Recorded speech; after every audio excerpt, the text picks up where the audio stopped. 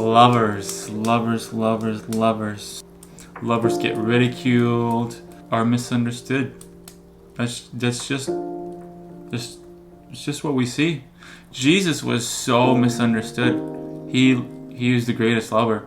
His love led him unto death, which no one understood.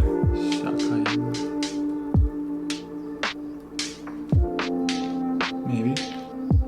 So yeah, welcome back to another video, guys. This is Daniel from my room here, Manifesto fam, studio little here. Anyways, today I want to talk about the woman who anointed Jesus for burial. So it's found in Matthew 26. I'm going to read it for you and just a few thoughts to share with you about what lovers do to Jesus, what kind of lives they live. So let's get into it. Matthew 26 verse 6. When Jesus was in Bethany at the house of Simon the leper, a woman came to him having an alabaster flask of very costly fragrant oil, and she poured it on his head as he sat at the table.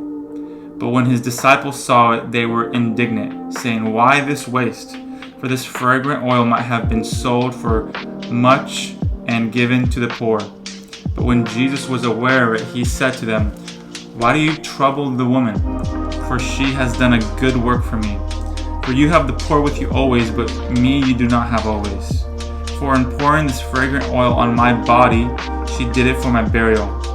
Surely I say to you, wherever this gospel is preached in the whole world, what this woman has done will also be told as a memorial to her." So, first of all, we see that lovers leave memorials. Like this is God's goal in our lives. This is actually what will be of the greatest value in all of eternity. It's the love that we express, first of all, to Jesus. This woman, she premeditated her love. This wasn't just something, this costly oil wasn't something she just carried along with her every day. She knew what she was doing. When she went home, when she got that oil, she premeditated, I am going to lavish my love on Jesus. I'm going to anoint his head. And this is a picture, this goes to show us that love isn't just rash. Love is premeditated. Love is a choice you make to give it your all. And so we see she gets her most costly fragrant oil, pours it out, and what's the first thing that happens? She gets ridiculed. She gets misunderstood. She gets confronted. Why are you wasting? Why have you wasted this oil? First of all, we see radical love is many times ridiculed and misunderstood. But Jesus comes in to defend her and defends her well, really. He says, "She has done this good work for me." And we see here that this is actually what Jesus calls good works. What is good works? Ephesians talk about how we've been predestined by God for good works. He's prepared good works for us. What are they? It's love. It's a decision to love and lay down your life and radically pour out your love on Jesus. Really, that's ultimately the greatest work we could do. Your greatest work today is to love Jesus.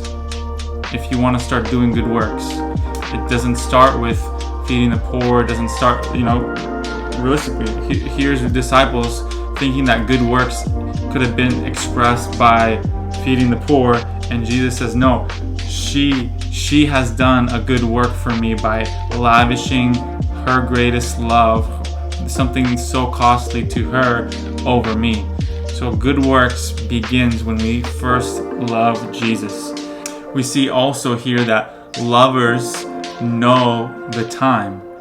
And we don't know whether she knew that Jesus was going to go to the cross or obviously he was telling his disciples, word was getting around, but we don't know how much she actually knew what was going on. But her love made her do something at the right time. Jesus says, "She has anointed me for my burial." So lovers know the right time. And even if she had no idea, her love led her to do something at the right time. what's interesting here is that Jesus wasn't going to anoint himself. Like, Jesus wasn't going to anoint himself for burial. And the fact that a woman understood that whether she knew he was going to be buried or not, she needed to love on him in this way, and in so doing, her love led her to do something on time. And just the fact that Jesus wasn't going to anoint himself gets me. He was waiting for a lover to understand the timing and the season. That's really cool. Like, imagine that. Imagine doing something in history that you have no idea what you're doing, but because you love him, you're doing his will. That's cool. Like, don't you want to do something like that, where it's like, Lord, I love you, and then you just do something radical for Jesus, that is intentional, that is a choice and a decision that's not rash, but out of a wholehearted love for Jesus, you just do something crazy, and you literally do something that no one else can do. And this is what lovers understand, that every act of love is like an eternal token unto him that he's capturing. God captures every moment of our obedience to him. It matters. He reserves it. It's truly treasured to him. Just love Jesus and you'll be on time. Love Jesus and you'll fulfill the will of God for your life. Simply love him, and whether you know it or not, your radical love for him will bring you to the right place at the right time, doing the right thing and doing the good works that you've been predestined to do. What gets me here, my next point, is that in pouring this fragrant oil, you've anointed my body. But where did she pour the oil? She poured it on his head. So this gets me, because what you do to the head, you do to the body.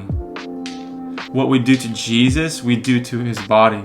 So when we choose to love him, we are actually not just loving him, we're loving the people around us. We're loving his body. We're loving the fullness of who he is, which we are now part of his body. And so when you love him, you are actually loving those around you as well. I just love how Jesus stuck up for her. Don't trouble the woman. I love as well that they never said who the woman is. I know scholars are, think it's Mary and different stuff. There's different perspective of who this woman is, but it's funny that Jesus says what this woman has done will be a memorial to her, and yet they don't say who the woman is. So it's a woman. It's like fame without really fame. You don't really know who it is, but what she has done, because this is the greatest thing, to love him. And it's part of the gospel. Part of preaching the gospel is telling about this woman's radical sacrifice to Jesus. And so no sacrifice will ever be looked over in all of eternity. And we're part of this story to radically sacrifice and lay down our lives in love for Jesus. And when we love him, this is how we enter into the good works of actually loving our neighbor rightly. Oh, and then last point. Imagine Jesus when he was standing before Pilate. Was there any friends with him?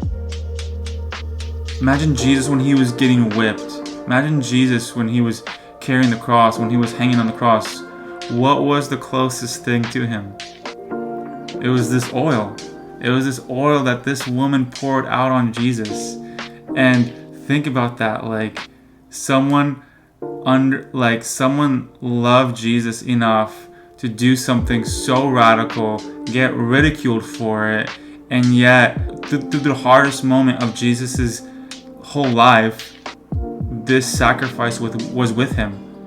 His head was still dripped with that oil. He could still smell a lover's fragrance even through the hardest decision of his life to love us.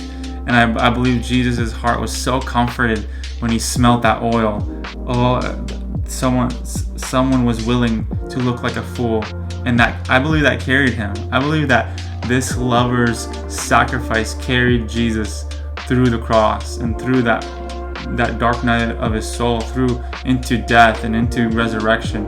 And so man, imagine that, you ministering to Jesus, Like, imagine if you did that and your love for Jesus carried him through the hardest time of his life. And this is what we get to do as friends. When we love him, we get to bear with his heart and carry his heart and go with him through things. So be encouraged that there is a love expression to Jesus that you are meant to give him that no one else can, and that he will treasure, and it will be in a memorial to him and to all of heaven for all of eternity. So don't hesitate in your obedience and love for Jesus. That's it. So guys, thank you so much for watching. Thanks for tuning in. Thanks for being part of the Manifesto fam here on Jesus Manifesto. Subscribe below if you haven't already. Give a thumbs up and share this video with someone that you feel loves well, because this is what we do. This is what we're raising up. So thank you guys, and I'll see you in the next vid. Peace.